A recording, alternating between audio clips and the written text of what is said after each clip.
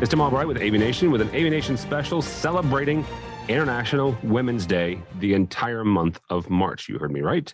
I'm not saying that because I'm married and I have a daughter and I get to hang out with awesome people like Cory Schaeffer, who is with us today, talk about her experiences as a woman in the industry. Welcome, ma'am. Hey, thanks. I love that you're doing this. It's one of my favorite topics about, to get more women in this industry, and just love that you're doing it. So thank you. Absolutely, absolutely. I think it's fantastic, and telling some of these stories, right? So if nobody's ever, I guess if you've never watched, seen anything in the industry, Cory's been around for a number of years, been involved for a number of years. But if nobody's ever met you or heard about you, kind of give us an overarching sense of where you're at in the world of AV and how we got here. Oh gosh. Okay. So where I'm at today is this amazing manufacturer called QSC.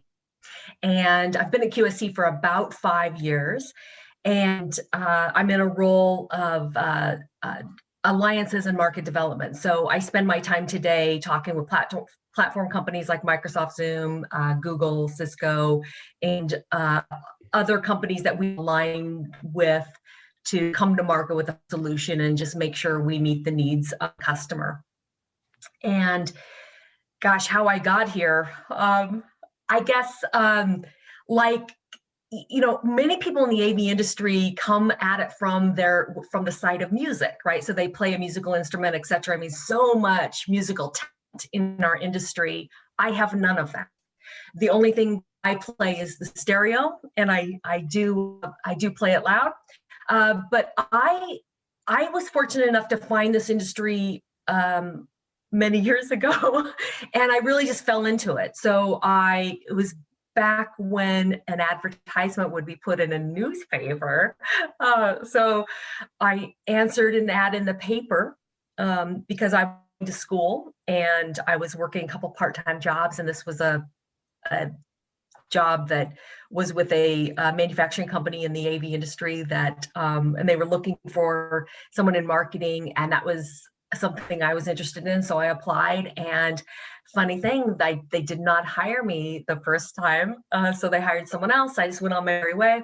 And then apparently the person they had hired showed up for a reason and then didn't show up to work. And so they happened to be going through their resumes and applications, and then, made phone calls. And apparently I was home and answered, and they asked me to come in, and that's how I actually got in. So really just fell into it. That is amazing. You and your husband for a number of years, Tim Schaeffer, and then I finally got to meet the infamous Tim Schaeffer a number of years ago, and he's freaking fantastic too. You guys owned and ran Listen Technologies for a number of years out in Salt Lake City, and then you made the transition here recently. Take me through kind of some of the challenges though.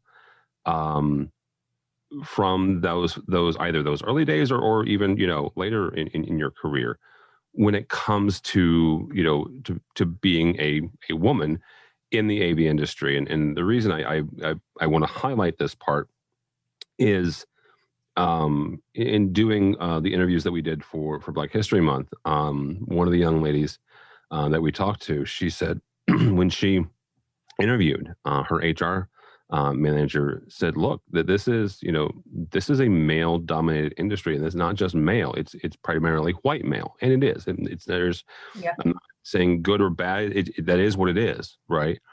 So as a woman in this industry, what are some of the hurdles that you've overcome, and how did you overcome them? Okay, so I'll share a few. So I started my career at a company that is now known as Clear, and I again fell into it. Just was really happy to be there. But I'll tell you, in my interview process, I was interviewing with the CFO, and he was a white Mormon man. And I was in my early 20s, and he literally said this to me in an interview. He said, "Do you plan to have kids someday?" in my interview. And I looked at him, and without missing a beat, I said, "I don't know, I'm still practicing." And he got embarrassed. at the time, it just, we went through the interview process. I really wanted this position at this company. And then later when I got hired at this company and I began to know him and my other coworkers, I was with, there were some women that we would go to lunch together, and I was telling them that this came up in my interview. And I explained what my reply was. And I said, now that I know him as Mormon, I said, I'm so embarrassed that I said that. And they looked at me and they said, are you kidding me? He should be embarrassed that he asked the question. And it really caused me to reflect on it. But it didn't even dawn on me at the time that, it was just so inappropriate. So I think that sometimes things happen and I just look at myself as being, really young and dumb and not really recognizing that a man would never have been asked a question like that, right? So, because clearly a man can have a career, full-time job, and kids, but could a woman really, Well, I want to unpack that for a second here, right? And some of the language and the the questions and that we are all asked, right, from time to time. You're right. I would never, if I applied for a job, I would never be asked if I plan on having kids someday. I'm almost 50, so God help me if I, don't ask me that, even if it was common. How do we move beyond that? How do we start treating, the different genders, the different sexes, and you know what? Don't send me emails, whatever, right? Genders, sexes, the people that we're, seeing on a daily basis. How do we move beyond treating each other more as humans, more as people than, the color of our skin or the bathroom that we choose to go into, because you're right, saying, articles even, right? How a mom can juggle a career and a family. Well, I've never seen one that says, how does a dad do it, right? When we got our first female vice president, when we get our first male one, there will end, or first female president, there will inevitably be someone will write an article as, how can she be president and a mom at the same time? I swear to you, it will happen. Yeah. How do we get beyond that? We have to see it. We have to see more of it.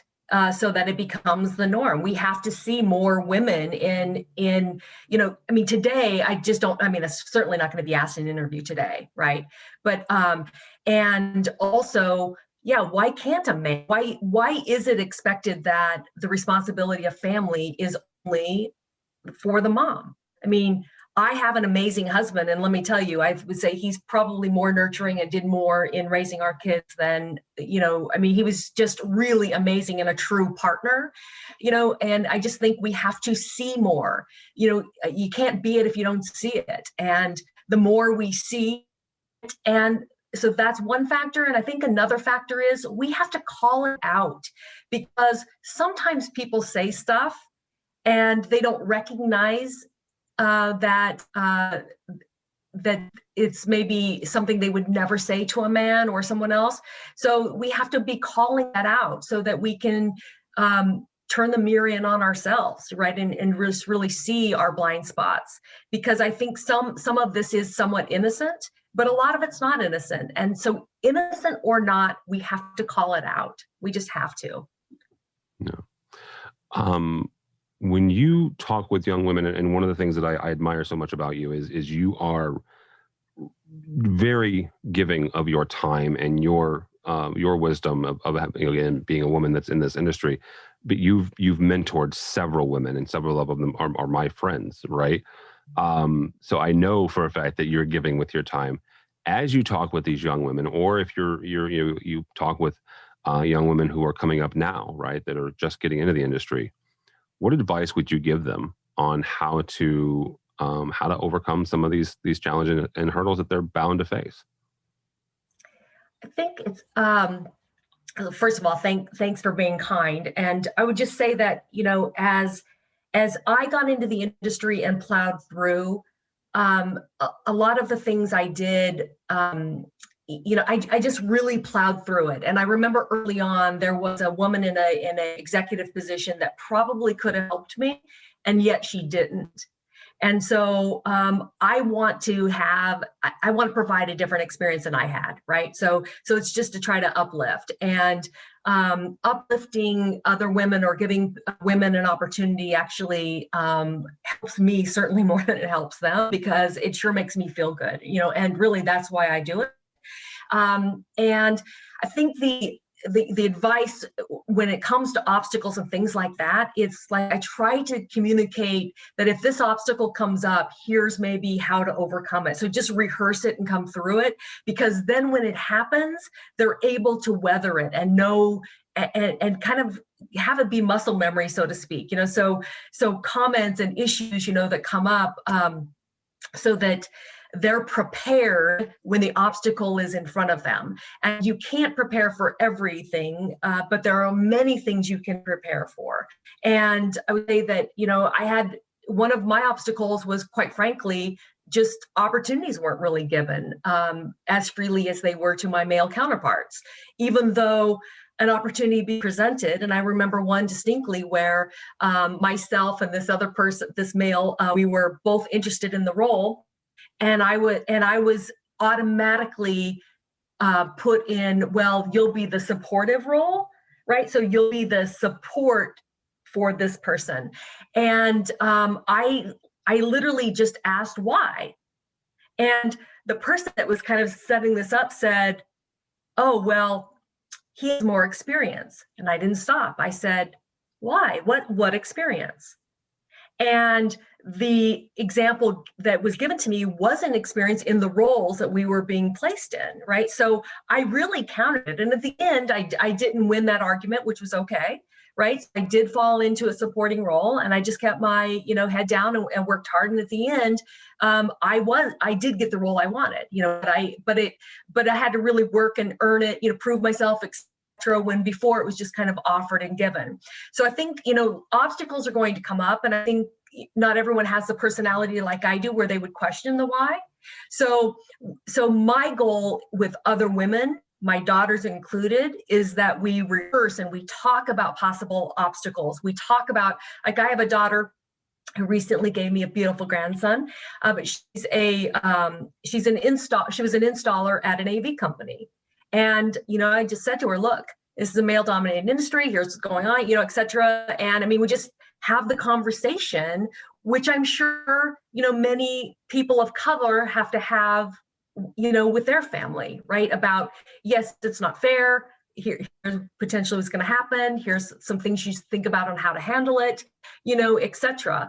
But I feel like, yes, there are challenges in this industry, but what has really kept me in this industry is that sense of community and kind of finding your tribe and knowing, who you can call and say, wow, this happened to me today. I really need to either vent or I need some advice, and getting that. And then also looking for other women in this industry. Opportunity came up this week, a guy that I know fairly well. He just called me and he said, hey, there's a woman that I used to work with. She's amazing. She's in the Atlanta area and she's looking for a gig. He asked, do you know her? Gave me her name. I did not know her. He said, trust me, she's fantastic. And so if you could keep your eyes and ears open, that would be great. Yeah, so I reached out to this woman, even though I didn't know her. I reached out to her on LinkedIn, and then we actually connected and started this chat and started talking about opportunities. And I love that this guy, Dave, reached out to me to tell me about her. Number two, I wanted to help her, and because I just don't want to lose women in the industry. We have such small numbers already. We need to grow those numbers, and those that we have, we definitely have to keep, right? So that's why. Absolutely. Well, and quite frankly, I mean, there's a handful of women that I would turn to for something like that, and you were at the top of that list. Because it is something that you're passionate about, and it is something that you again foster the mentorship. And it's not like Cory Schaeffer's School of Mentors, right? It's something that you do, at least from the time that I've known you. You've always done You've taken people, as under your wing and as projects, and you've also helped those women mentor others, which I think is a very nice kind of circle of life thing as well. Right. So thank you. Give it back. Right. Yeah, absolutely. Well, Cory, last question is, when you look back, um, what do you want the industry to be different because you were here? I want more women in the industry than men, and I'm not even kidding. That's really what I want. When you think about the success, and believe me, I've been through all the phases. Of first, growing and learning and trying to find my way, et cetera, to being a co-founder of Listen Technologies, starting my own company. I was on the board of Infocom. I did all these career things, et cetera. And the thing that I want is I want this industry to look different, because I really do want the diversity, because this industry will be better for it. And I want women at the boardroom table. I don't want women in the supportive roles. I want them at all levels within our industry, because our industry will just be better for it. And I want my daughters and my grandkids to see this industry as fun and as exciting as it is, but we also need to see the diversity. And this industry, we've got to change. All right. Cory Schaeffer, QSC. Thank you so much, ma'am. How do people get a hold of you if they are so inclined? Well, you can find me on LinkedIn, clearly. You can find me on the Twitters. You can find me at cory.schaeffer@qsc.com. And Tim, thank you for doing this, and thank you for highlighting women in the industry. It's great. Absolutely. Absolutely. I appreciate it. And you can go by our website, AVNation.tv. It's AVNation.tv. Find this and a host of others, including our 2 weeklies. One looks at the commercial side called AV Week, and the other looks at the residential side called Resi Week. All that and more at AVNation.tv. That's AVNation.tv.